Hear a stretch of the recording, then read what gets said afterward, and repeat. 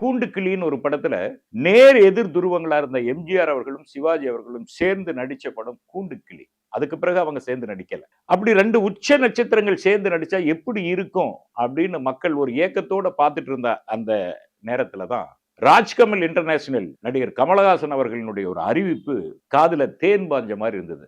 அதாங்க ரஜினி உலகின் உச்ச நட்சத்திரமா கருதப்படுகிற ரஜினி அவர்களும் உலகநாயகன் கமலஹாசன் அவர்களும் சேர்ந்து ஒரு படம் பண்றாங்கிற ஒரு செய்தி காதுல தேனா பாஞ்சுது. அது இயக்க போறது யார் அப்படின்னு பார்த்தா சுந்தர் சி. அது இன்னும் நமக்கு ஒரு பெரிய விருந்தா அமைய போகுதுன்னு ஒரு எதிர்பார்ப்பு கிரியேட் ஆயிருந்தது. உண்மையா சொல்ல போனா ரஜினி ரசிகர்கள் ஒரு பக்கம் கொண்டாடினாங்க, கமலஹாசன் ரசிகர்கள் ஒரு பக்கம் கொண்டாடினாங்க. சுந்தர் சிக்கும் பல ரசிகர்கள் உண்டு. அது அவருடைய உண்மையாலுமே சொல்ல போனா அவருக்கு ஒரு பெரிய வரப்பிரசாதம். ஒரு குடும்பமா சுந்தர் சியை கொண்டாடுவாங்க.